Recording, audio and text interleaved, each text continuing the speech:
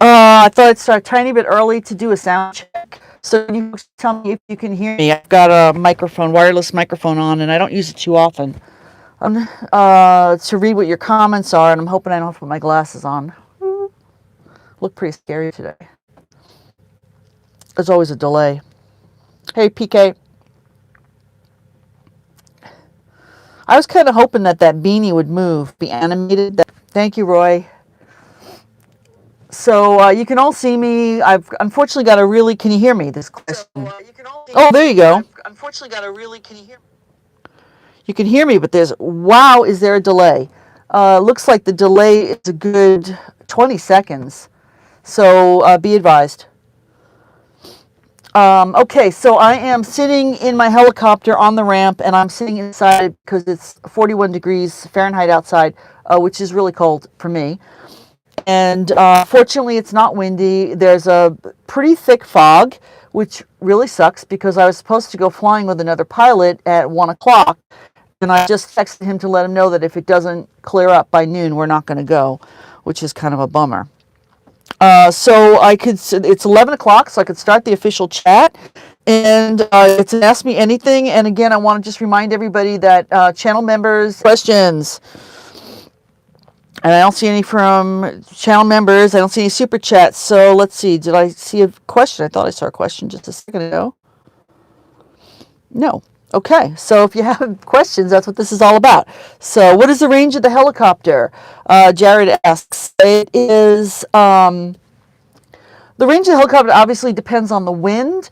I can carry up to almost 50 gallons of fuel. That's about 3 hours worth, roughly. I'm just really rounding everything. If you figure 100 miles an hour, that's 300 miles. So if I got a tailwind, I could do more. If I got a headwind, I do less. So about 300 miles. So when I used to fly back and forth between Washington and Arizona, I would stop for fuel usually 3 times along the way. So that's one question answered. Yay! I can, all of you saying hi from where you're from. I'm going to read it later, but I really do appreciate y'all checking in. We've got 60 people here. Holy cow. I should put more makeup on or something. I don't know. Let's see. How come I own my own helicopter? The reason is I used to make a lot of money in my second career, and I started learning to fly helicopters, and I enjoyed it a lot, and I wanted to go flying. However, I didn't have one, and I was 90 miles away from the place where I could rent one. I didn't want to drive 180 miles round trip to rent a helicopter for an hour. So I decided to buy one, and the first one I bought was an R-22. I owned that for 4 years. I made more money. I decided to, I also started a little business, and I realized that to make a good business, I needed a bigger helicopter. So I sold the R-22, and I bought my original R-44, which is no longer with me for reasons I don't really feel like talking about right now. And I got this one as a replacement last year. So this is my third helicopter. All right, let's see if I can find another question. What size engine does it have? It has a Lycoming IO540 engine, which is a six-cylinder airplane engine. The stands for injected. The O stands for opposed. What that means is that instead of the engine pointing forward with a prop on the end, it points backwards with a sheave on the end, and the sheave, there's 4 belts in this helicopter that drive the what's it called? The big long pole between the tail and the front. Anyway, it drives that, which then goes into the gearboxes, the main rotor gearbox and the tail rotor gearbox, and that drives the blades. So let's see. If I miss any questions along the way, then hopefully I'll go back and find them, but I want to not look at you with my reading glasses on because I look so dorky. Do I have my own money printing machine? No, I don't, which is why I have channel members. Hint, hint, hint. I really rely on the support from you folks if you want to see more videos. when I fly with passengers, paying passengers, there's a limit to the cameras I can put on. There's a limit to what I can include because I want to respect my passengers' privacy. So I really can't do a lot of stuff, flexible stuff with passengers on board. However, if I have when I want to do a flight like a joy flight or something like that, or show you the fall colors up a canyon or something like that, that's coming out of my pocket. And this thing, I will tell you right now, costs me roughly $400 an hour to fly. That is my total cost. And yes, that's a lot more than fuel. So no, I don't have a money printing machine. However, if you have a line on one of those, I would love to get one as long as I don't get locked up for counterfeiting. Why not a turbine helicopter? Same reason, it's money. The Robinson R-44 is the most bang for the buck. You got three passenger seats, 4 seats in the helicopter for $400 an hour. And those are my costs. If you own a flight school, you fly a lot more, it would be lower. And that's cost. That doesn't include any profit. That doesn't include compensating me for my time. It doesn't include putting anything towards my flight training. That's cost. Turbine helicopters would cost a lot more. They cost more to buy. They cost more to maintain. They cost more to fly. And I'm not rich, so that's why I don't have a turbine. Let's see. It's flying a helicopter is a little bit more challenging than a plane. The controls are extremely sensitive. I didn't do a video about the cyclic yet. I recorded the video, I just haven't put it together yet. Hopefully that'll come soon. That's the trickiest control. So you'll probably enjoy that. You want me to, let's see, if you're in the heli, can you pan the controls? I can, but not this second. Let me answer a few more questions because the camera's on a tripod right now and it's not easy for me to do stuff. I don't think I can switch. Oh, maybe I can. I will do that though, I promise. It doesn't burn 25 to 30 gallons an hour. It burns 14 to 18 gallons per hour, depending on how fast I'm going, how heavy I am, what the density altitude is. But it's basically, I think Robinson says 15. I don't know. I've gotten anything from 14 to 18. I used to keep track a lot more than I do. Let's see. It is super expensive, yes. Does rotary or fixed wing differentiate in any way for career-wise? That's according to Ben is asking that question. Yes, because if you go into, first of all, there's more fixed wing jobs. It's cheaper to learn, and you can eventually, if you want to, get into airlines service or a corporate pilot, and there's good money there. With helicopters, it costs a lot more to learn, like probably 3 or 4 times as much to learn. And then when you, there's limited number of jobs, and some of the jobs, though, do pay really well. So there's all that. Hey, Rebecca, thanks for that. She's a fan, number 1 fan. I think you are my number 1 fan. So that's, I would go, if I wanted to make a career in aviation and I wasn't, didn't care if it was helicopters or airplanes, I would definitely go with airplanes. Because there's more money, there's more future, there's more options there. Helicopters are a lot more fun. Not that I've flown airplanes, but let's see. Hello, Russell from Denver. Yay. Rotary, are you talking about a Skunk Ape Productions is asking about Rotary. Rotary are home-built aircraft, and I don't really want to do that. I really, want to live too much.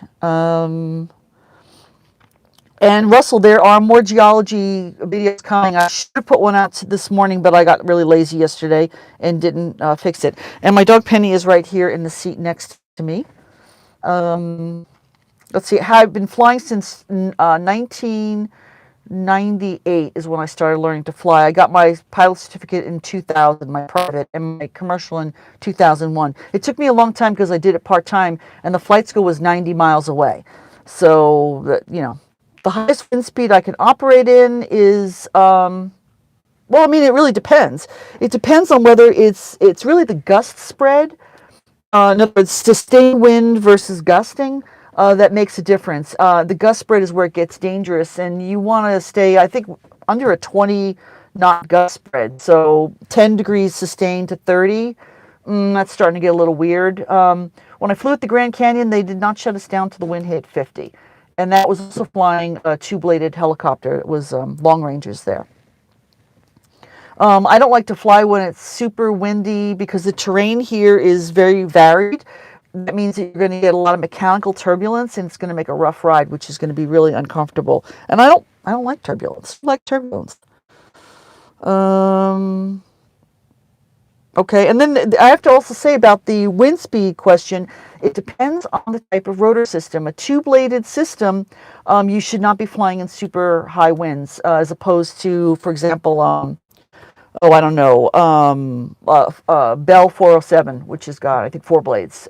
That's a different kind of rotor system, and it can handle the winds a lot better. I am a commercial pilot. Alfie asked me that. What's up with high inertia rotor systems versus low inertia? What they're talking about with inertia is basically how much weight is in the blades, how the blades keep spinning when the engine stops powering them. When you go into an auto rotation, you're doing it usually because the engine's not powering the rotors, and you want a high inertia system to keep those blades spinning. An R44 is a pretty good high inertia rotor system, an R22 not so much. So auto rotations in an R44 are a lot easier than in an R22, because if you don't get that collective full down in an R22 within 2 seconds, literally 2 seconds, you stand a pretty good chance of having a very unsuccessful auto rotation. Your blades just won't keep that speed up.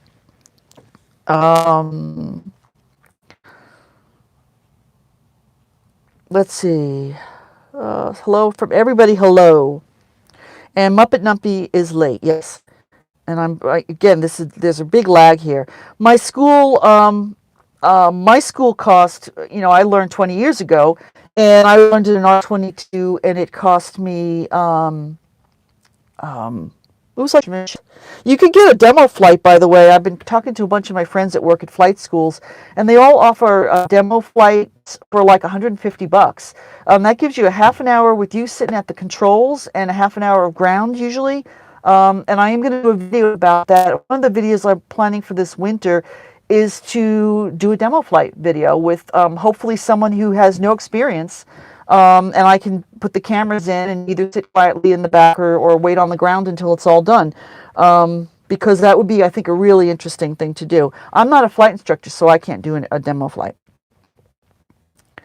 Let's see. The other thing about flight schools, I also paid as I went. It took me a year and a half to get my my private license, and that was partially because it was really hot in the summer in Arizona and I didn't want to fly. But one of the good things about it is I paid as I went, so when I was all done, I had no debt. And that's a really big thing to keep in mind, because who wants to finish flight training and be stuck with an $80,000 debt? If I could fly any aircraft, what would I fly? I don't really know. I don't know enough about airplanes. And helicopter crashes are not always fatal. The sassy. How could you possibly say that? You're looking at somebody right now who survived a helicopter crash, and it was horrendous. I don't want to talk about it, but I don't like people who say helicopter crashes are always fatal. They're not. So just shut that right up. Sorry to get strong there, but man, it really bothers me when people say things like that. Would I buy this helicopter again? Yes, I would. Yes, I think it's financially, well, I don't know about financially viable, but I got my license at 39. Yeah, if you get it at 30, when you say financially feasible, it depends on how much money you got. But you can get a license, your certificate at 30, get your commercial certificate by even 35, and go out there into the world and get yourself, build a career up. You'd have to start at the bottom. You're not going to walk, out of the gate making 80 grand a year. But once you build up the time you need and you decide what you want to do, if you want to do tours, if you want to do EMS, if you want to do news gathering, and you pay your dues and make your way into a career, you can actually have a really good career by that time. Somebody on Twitter was asking whether he thought it was feasible to do that in his mid-50s, and I'd have to say no. You could get the certificate and all that, but whether or not you're going to get a job that can support you is a whole other thing at age 50.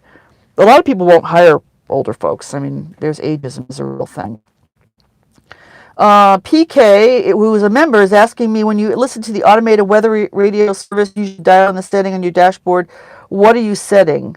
Oh, okay. So when I listen to the AWAS, somebody's watching my video. That's really cool. I don't really show that usually, but the AWAS or ASOS, Automated Weather Observation or Automated Surface Observation System, those are the two abbreviations, is a recording at the airport. A lot of airports have them, and if you look it up in the manual, you can look it up online. You can actually find a phone number where you can have that recorded message on your phone. You could listen to it for your local airport or an airport all the way across the world.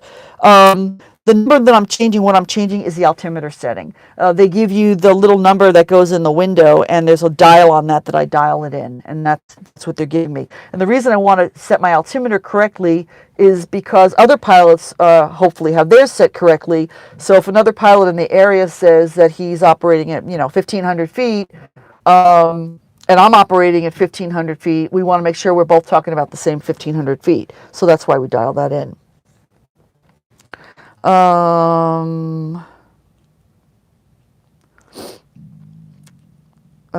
Tail rotor effectiveness. Okay, Robert, another member, yay, Robert, wants to know about tail rotor effectiveness. Okay, so let me try to make this brief. The tail rotor provides lift, but the tail rotor is meant sideways, so instead of providing up and down lift, it provides side by side. So it's basically providing thrust, side by side thrust. But it works with the rotor blades, which are basically wings, and that's providing lift. So what happens is that if you are, say, in a hover, and you've got a quartering tailwind from the left, what that's going to do is it's going to cut back on the effectiveness of the tail rotor. And you could get into, when you lose tail rotor effectiveness, then the helicopter wants to spin. Now, the interesting thing is that Frank Robinson, who designed the Robinson helicopter, used to work for Bell. And Bell is notorious for poor tail rotor authority. They call it tail rotor authority. And what would happen then is in a Bell, and this has actually happened to me, it happened to me at the Grand Canyon in a Long Ranger, quartering tailwind, and you start to lose effectiveness. And the way to get around is you just give it more pedal. You have to override it to give it more pedal, or if you can, add some forward airspeed and it'll all go away. But Frank Robinson worked for Bell, and apparently he worked in their tail rotor department, and he saw this. So when he built Robinsons, he gave them really, really good tail rotor authority. So we don't get into loss of tail rotor effectiveness, or LTE is what it's called, very often. And this actually came back to bite me in the butt, because I'm so accustomed to, if you feel you're losing a little tail rotor authority, you just give it a little more pedal and you're done. But at the Grand Canyon in that Bell, I wasn't used to that. So when it started happening to me and I gave it a little pedal, nothing happened. I had to really slam down on the pedal all the way to the stop for me to arrest the spin. And I had gotten I'd gotten well over 90 degrees, and I was over a pad. So it was pretty hairy for a second there, but I managed to control it, threw the helicopter back on the ground, and everything was good. But that's what that's all about. And if you look into if you look it up online, they'll show you diagrams of where it occurs, and they'll explain better than I could how. Remember, I'm not a flight instructor, so I can't explain very good. I'm going now to, again, I have to bounce over a couple of questions because I want to get my members first. Muppet Numpty is asking, what is the best paying helicopter piloting jobs? Probably the most dangerous ones, logging, probably, firefighting, anything with a long line, any utility work like that are probably the best paying jobs. They're also the most dangerous, I would say. Logging, I think, is the number one dangerous on that. Let me go ahead. All right, I'm going to go back now.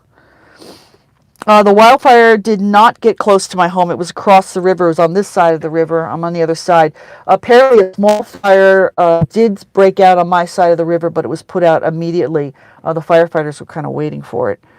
It was really, really windy that day.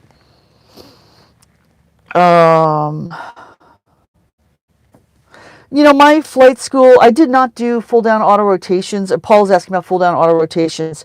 And I agree. If you could do full down auto rotations with your flight school, you should, because it does prepare you better. And the reason I realized was this, because I did do them in my commercial training. when you do practice auto rotations, and you can see I've got a video about that, so please watch it if you haven't.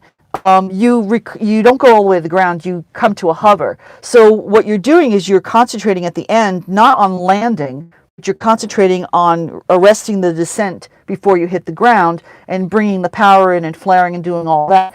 In a real full down auto rotation, you go full down to the ground, and all the momentum that you've stored up in the rotor blades, you're going to bleed that off because you have to pull the collective full up. That's not something we do in practice. So when you practice to the ground auto rotations, you actually do that, and it puts all pieces together, and it makes you realize how important it is to get it all right. So I do agree about that. I don't think you need it. You got to understand about helicopters.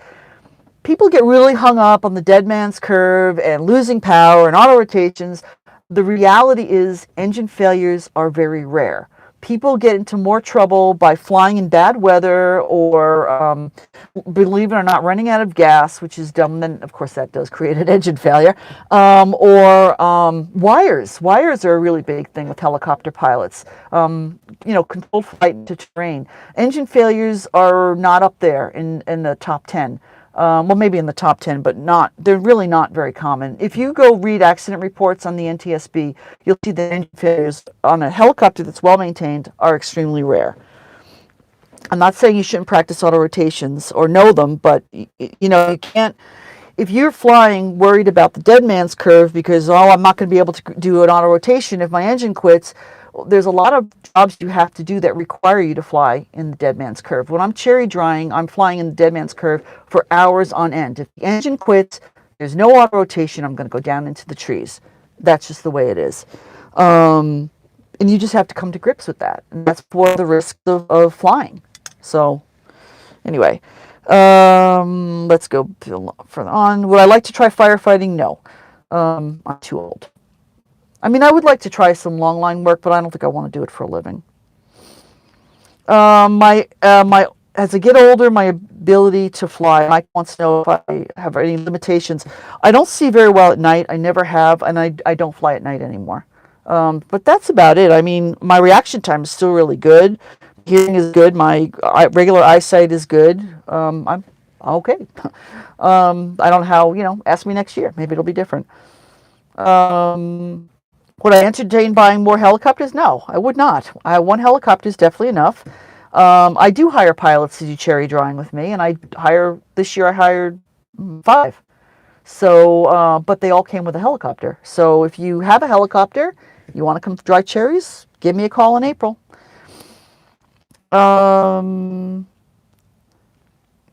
Would being in change, all right, Big Bill is asking, being in the changing altitude area, do you feel low G pushovers would make life easier?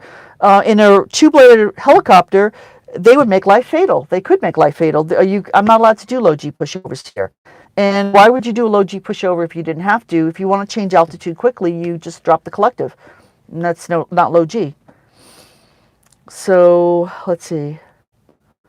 You can become a community member. CJ wants to know, if you go into my channel page, I believe there's a membership tab, and there's a video where I make lots of bloopers, and it'll explain to you how to become a channel member, and there'll be a link, a join button. Just click the join button, and that'll get you going. And I would welcome channel members, I really do.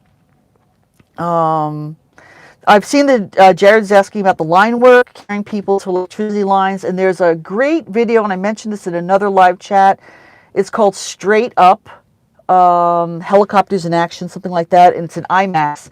It's available on DVD, and there's a segment in there that shows a helicopter bringing a line worker to the wires and he climbs off the helicopter literally onto these wires, and it's really, really cool, and from my point of view, really scary because I don't want to be flying a helicopter that close to wires. Yes, Paul G says, inadvertent IMC and fuel starvation kill more people than engine failures. And I believe that would definitely be true. Jared, I'm not telling you how old I am. And the furthest I've flown, okay, I used to fly annually from the Phoenix area to Washington State. I think it was something like 1,200 air miles, maybe only like 1,000 air miles. I've also flown in my R-22 all the way from the Phoenix area to Eagle, Colorado, which is on the west side of, but climbing up, and the west side of the Rockies. That was a really long flight. Those are probably the longest I've flown, distance-wise. I am about 100 hours from Overhaul. If anyone could figure out how I can come up with $250,000 by this time next year, I'm open to suggestions. Other than robbing a bank, it has to be legal. Am I seeing more helicopter pilots? Not around here necessarily, but yes, there are actually quite a few female helicopter pilots. There's an organization called the 99s. And that is, I'm sorry, the 99s is women pilots. I'm thinking of the Whirly Girls, those are female helicopter pilots. And there's quite a few members. And I have to say that I used to be a member, but I had a difference in opinion of philosophy, and I dropped out. And that's something I don't need to talk about now. Mass bumping is bad. Thank you, Paul, for just clarifying that. From Phoenix to Washington, I've done it in a day, but usually I would do it in 2 days. Last time I did it was from Wickenburg, Arizona to Malaga, Washington. I did it with a friend. We had extremely favorable winds. We had planned on doing it in 2 days, and we got here in a day, 9 hours. So that was pretty good, and we made 3 fuel stops along the way. So let's see. The flight rules do vary from country to country, and I don't know anything about other countries' flight rules. Sorry, not at all. An MD-500, I flew my friend's 500C model, and it didn't have hydraulics, so it was really heavy to fly. I'm assuming that the modern ones do have hydraulics, and they're probably a lot easier. And you could do low-G pushovers in those. I do get people who want to explore different, CJ's asked about hikers and other people wanting to explore less accessible areas. And I've worked with miners looking for quartz blowouts that might indicate gold. That was when I was in Arizona. Whatever. I looked for a guy, I worked with a guy, well, that was hunting, I guess. He was looking for where bears might live. Sometimes people will hire me to take them just to see stuff. I can't land people in certain areas, so that's a drawback for them. So like if I wanted to show you, if you wanted to see, lakes up in Enchantments or whatever, I could take you to see some of them, but I can't land by them. So it's kind of, I don't know, not so good. I don't really have Benby. I don't really have much of an opinion on MD-500s because I don't have much experience with them. I mean, I'm a Robbie Ranger. Sorry, I mean, that's the way it is. I'm not likely to get a job flying something else at this point in my life. I did fly Long Rangers for a while, but I'm a Robbie pilot. I've got most of my time is in Robinson's, the R-44. I've got over 2,000 hours in R-44s, and it's just the way it is. If anyone wants to give me 100 hours in an MD, I will answer that question for you, but not likely to happen. There is, when to deliver goods and machinery to locations, freight hauling, that might be covered under Part 135, which means, yes, there's more paperwork. I really don't know. So I could haul my payload, let's see, without me, without fuel, I've got about 1,000 pounds to play with. So you got to add fuel. That's 300 pounds right there if you fill them up. You got to add me, and then you got to add stuff. So my payload is not really very good for moving stuff around. And of course, I'm limited on the size, physical size. Can't be very long or whatever. Yeah, Michael, go for it. Go start your license. Just remember, don't let a flight school con you. A lot of flight schools will sell you this program. You pay up front, you get a loan. They'll take you through the whole thing. I know a lot of people have been burned by praise about that. My advice is to do kind of like what I did, which is to kind of pay as you go if you can. What my flight school did is if you bought 10 hours of flight time, they gave you, I think, a 10% discount. and I used a credit card to do that, so I got points, so I was able to get some money back that way. That's way better than signing up for a program. I know a lot of flight schools that do that, and I can't recommend that. I just can't. I wouldn't do it, so I can't recommend it to other people. The overhaul, 2,200-hour overhaul, which would be the second one for this helicopter, will probably take about 3 months. They basically strip it down to the frame. They remove everything from it. They send the engine goes back to Lycoming or another authorized place to rebuild it. So you get basically a brand new engine, and you get the transmission. They get new blades. I mean, it's basically comes back like brand new. I'll put $250,000 literally into the overhaul, and when it's done, the helicopter will be worth probably about $450 when it's back. $450 to $500. It's got a lot of extras. I've got the radar altimeter. That's $17,000 right there, brand new. It's got GPS and stuff like that. So it's got some good features. It also has air conditioning. That alone out of the factory is $40,000. So it might be worth close to $500 when it's done, which I'm hoping. The rudder and cyclic, it would actually be the tail rotor pedals. Cappy asks if the rudder and cyclic can be dialed down sensitivity wise, and the answer is no. And it's not rudder though; it's anti-torque pedals, which is for the tail rotor. It's the same idea, pedals like an airplane, but it's not a rudder. It's the pitch on the tail rotor blades.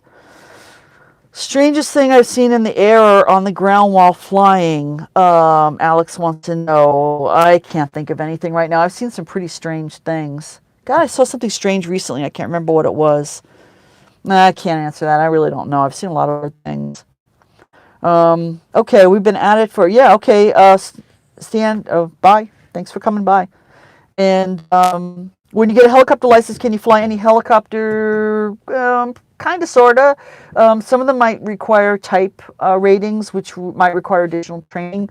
When I flew at the Grand Canyon, I was a piston pilot, and I became a turbine pilot, and they had basically their equivalent of the Bell course, which gave me a turbine transition, so I could fly a turbine helicopter. It really depends. I am about 100 hours from overhaul. I think you asked that already. I'm about 111 hours from overhaul. I've never seen a UFO. And is it often that I see the fighter jets along Columbia? If you watch my video where I go from Wenatchee to Crescent Bar, they actually fly by past and see them, and you definitely hear me talking about them. I have seen them more often than I'd like. I usually see them when I'm down near Crescent Bar.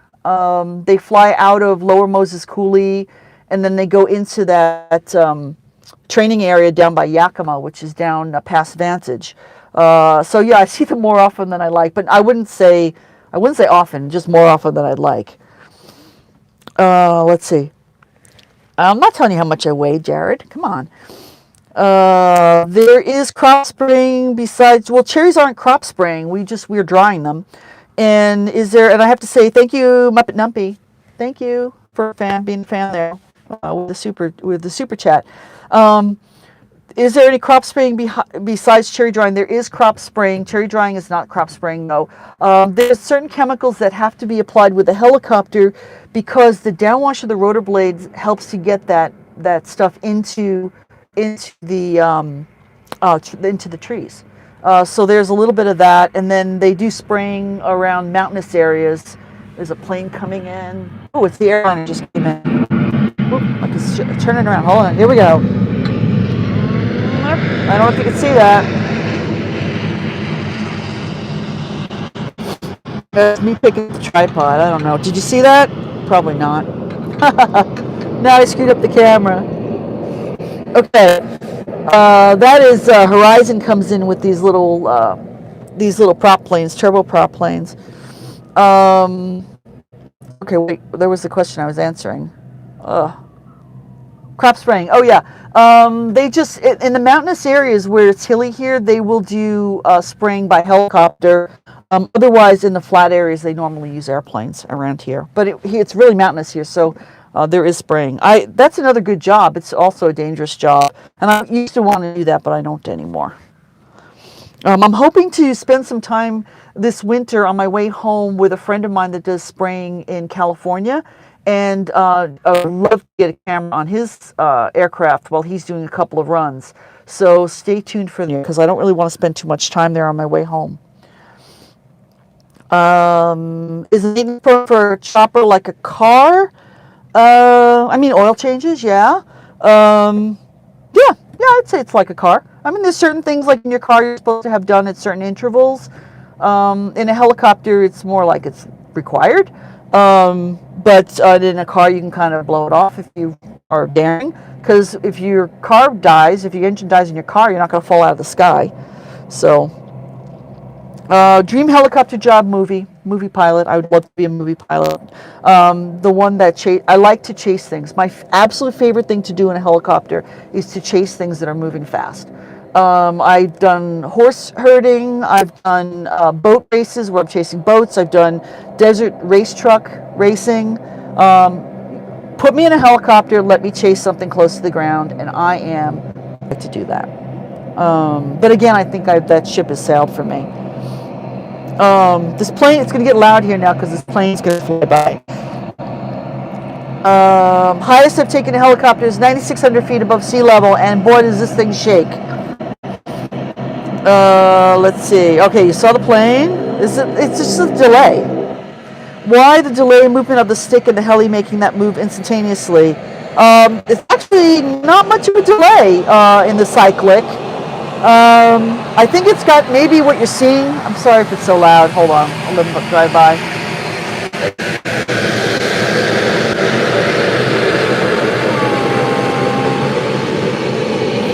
He came in on runway 12, went to the end or near the end, and then turned around. And that was the taxiway. I don't know what I did with this stupid thing. You can probably hear me now, though. So about the delay, I don't really think there's much of a delay other than the fact that you don't put in abrupt control movements. So maybe the fact that I'm doing really gentle control movements makes it seem like there's a delay. I don't know. I can't really answer that question because it is pretty instantaneous. The only thing, let me take that back. There might be a slight delay because of the hydraulics, because I know that when I get into a different helicopter and it's got a different system, like when I flew the UE or when I get back in an R-22, which doesn't have hydraulics, or I flew a Rotary once and that didn't or did have hydraulics. I can't remember, but I had come out of a 22 into a Rotary, and they did have different response time. And the thing that happens with that is you get a little bit of a wobble. Until you're used to it, because you're over adjusting or under adjusting, whatever.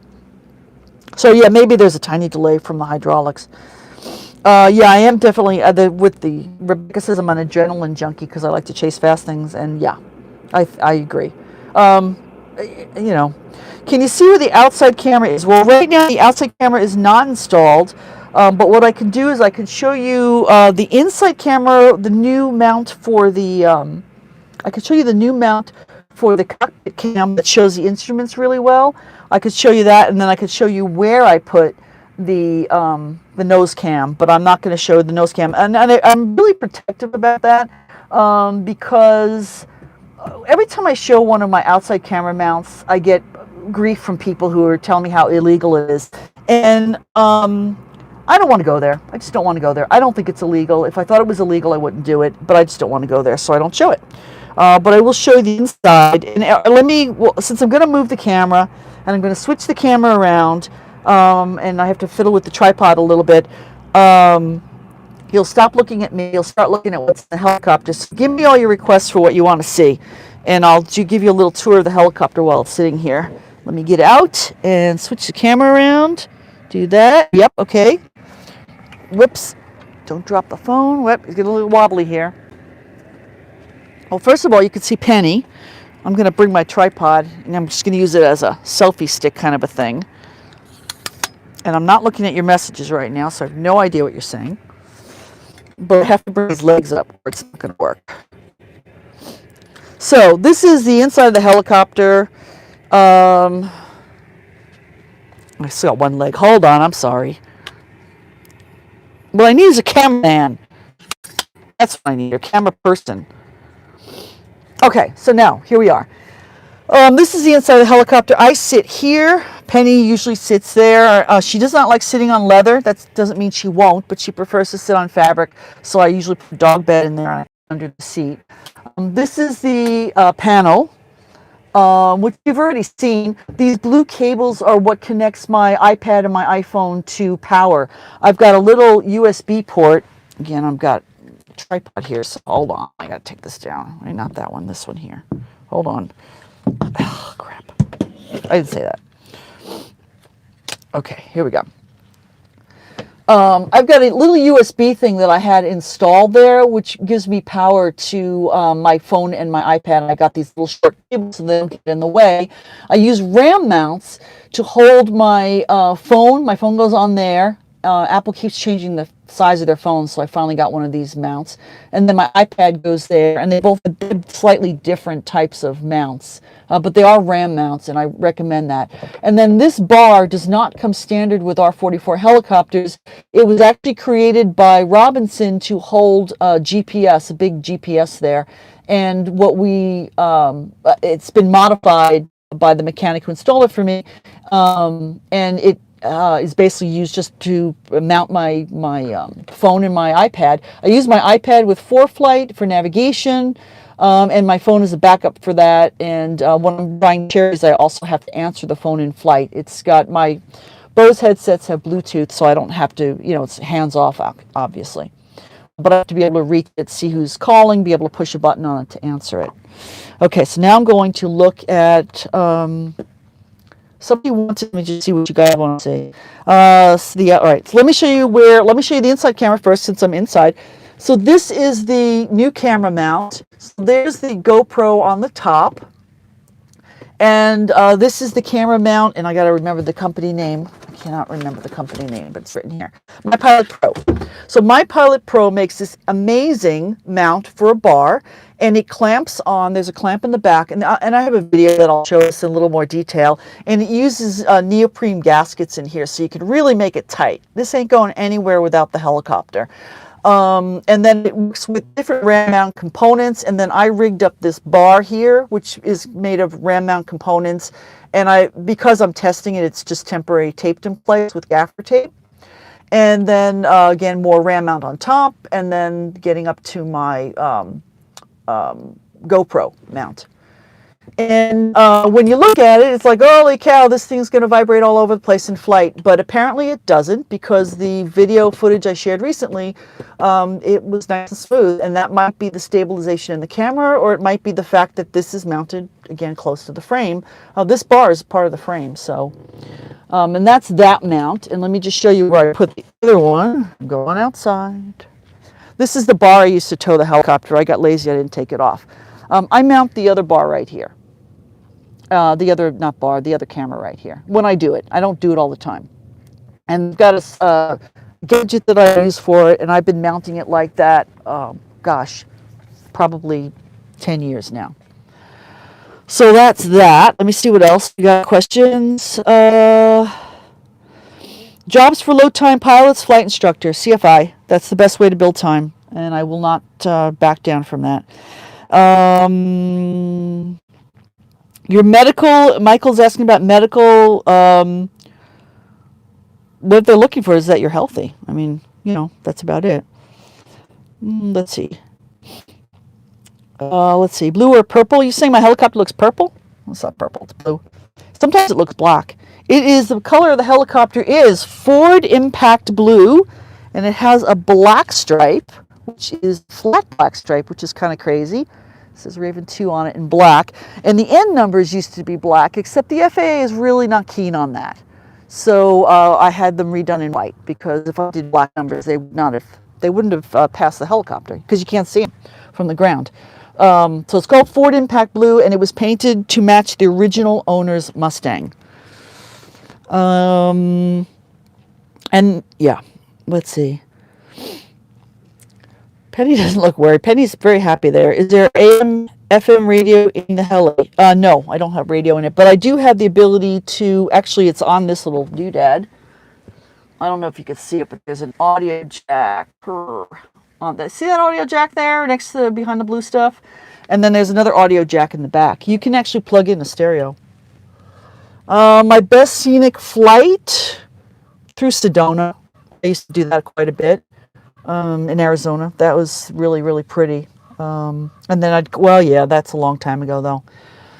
Come up from Phoenix, come up one way, go past all the red rocks and by Sycamore Canyon and all that, and then circle down and then go down, what's it called, the Verde River, back down to Phoenix. Boy, was that a good flight. I actually missed that. Okay, it looks like we're out of questions, which is good. I actually caught up. What else did I want to show you? I can't think of anything else. That's about it. I really appreciate you folks coming and watching the video and watching me. And let me put it back the other way here so you can see me again. There. I look terrible today, don't I? It's a terrible day. Let me show you the weather. This is the weather. Normally you'd be able to see my house right out there. And you can't today because it's foggy. And it's just a horrible day. I was supposed to go flying. I've got a new series that I'm creating for the channel. And I was supposed to go flying with the pilots today, and we're canceling. And that's really sad because I'm not sure if I'll have time to fly with him again before I leave for the winter. Somebody want to see the back seat? There's back seats. There's, kind of funny, but there's cup holders. But they're terrible cup holders. This helicopter also has bubble observation windows. My other one did too. That means that the windows kind of bulge out so that when you're sitting inside, you can kind of stick your head out a little bit. That's about it. Okay, I'm going to end it right now. Thank you again for coming. I appreciate it. I'm going to try to get one of those geology videos out maybe tomorrow, since I'm not going flying today. And there's a video more about this mount too, for those of you who want to put a mount on your helicopter or even on airplanes. This mount works. I should mention that this mount that I showed you, it also works on the tail. I haven't done that yet, but somebody else has. I'm a little nervous about that idea. Thanks again for coming. I appreciate it. And this video, if you missed any part of it, it will go live as soon as YouTube stops processing it. Special thanks to all the channel members. I really appreciate it. All the super chat folks. I'm trying my best to make good and interesting videos. It's the problem right now is that it's getting late in the season, it's getting cold out, and not much call to fly. But I'm hoping to get some flying done when I get to Arizona. So we'll see you. Thanks very much. Take care, everybody. Bye.